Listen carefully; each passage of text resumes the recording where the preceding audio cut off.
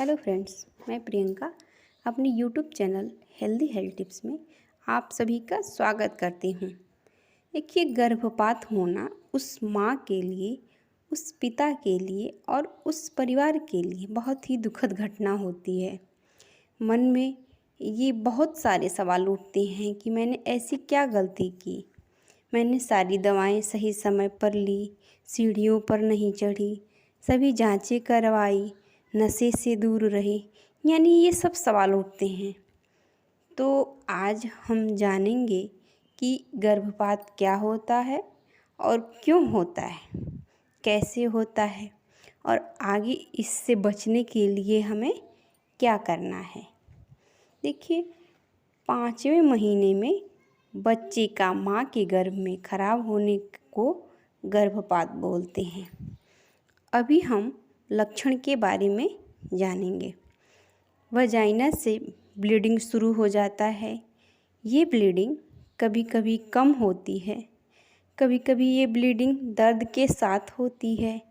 पेट में भी दर्द होता है और कमर में दर्द होता है और ये दर्द बढ़ता ही जाता है।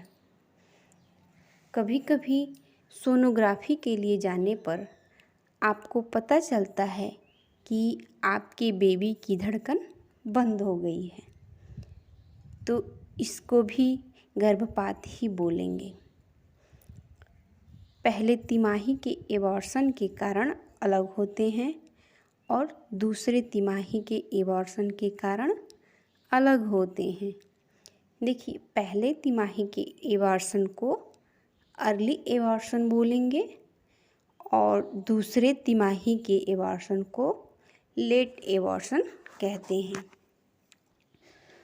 पहले तिमाही में एबॉर्शन का बहुत ही मुख्य कारण होता है जेनेटिक डिफेक्ट, यानी गुणसूत्र दोष। यदि माँ और पिता दोनों को जेनेटिक डिजीज़ नहीं है तो फिर भी बच्चे को जेनेटिक डिफेक्ट कैसे होता है। इसके लिए हमें समझना होगा कि बेबी कैसे बनता है। बेबी माँ के एग से और पिता के स्पर्म से। जब ये स्पर्म और एग तैयार होते हैं तो ये क्रोमोसोम्स यानी गुणसूत्र के विभाजन से होते हैं। हमारे शरीर में 46 गुणसूत्र होते हैं, यानी कि 23 जोड़े गुणसूत्र होते हैं। कभी कभी ये गुणसूत्र 22 जोड़े तो कभी कभी 24 जोड़े ये गुणसूत्र बच्चे में आते हैं और बच्चे के जीन्स में डिफेक्ट आता है। तो इस प्रकार बच्चे में डिफेक्ट आता है। देखिए फ्रेंड्स, एक कारण ये भी होता है कि जिन माता की उम्र 30 साल से कम है उनमें एबॉर्शन के चांस कम होते हैं और जिनकी उम्र 35 वर्ष या इससे ज़्यादा होती है तो उनमें एबॉर्शन के चांस 30 से 40% बढ़ जाता है। दूसरा एक कारण ये भी है कि हार्मोनल प्रॉब्लम की वजह से भी एबॉर्शन हो जाता है और प्रोजेस्टेरॉन, थायराइड इनके भी लेवल कम हो जाने से एबॉर्शन हो जाता है।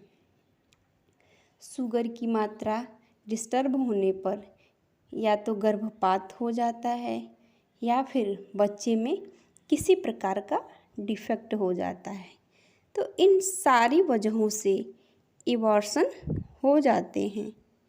और एक फैक्टर ये भी है इम्यूनोलॉजिकल एबॉर्शन।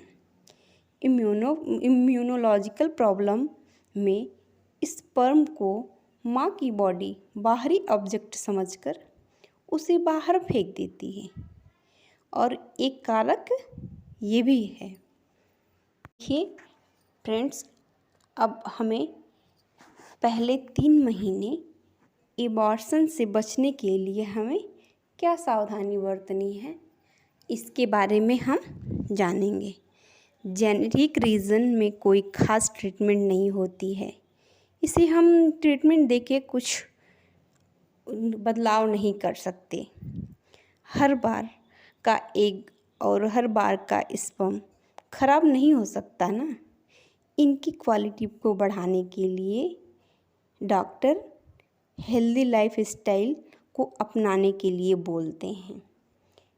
इसमें हमें क्या करना है कि अच्छा खान पान लेना है, फॉलिक एसिड लेना है और बैलेंस डाइट लेना है, विटामिन B12 और विटामिन D3 लेना है और ये सारी चीज़ें लेना है।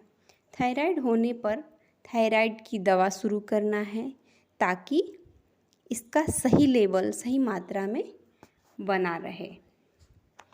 हमें अपने स्ट्रेस को भी कम करना है और हमें हेल्दी डाइट यानी कि हरी साग सब्जियां लेना है, फ्रूट्स लेना है, ड्राई फ्रूट्स लेना है। हमें अपने लाइफ स्टाइल में इनको शामिल करना है और हमें एबॉर्शन की सावधानियों के बारे में जानना और हमें इन सब बातों को अपने लाइफ में फॉलो करना है और हमें एक स्वस्थ और निरोग बच्चे को जन्म देना है। फ्रेंड्स, अगर वीडियो पसंद आती है इसे लाइक करें, शेयर करें और सब्सक्राइब करें।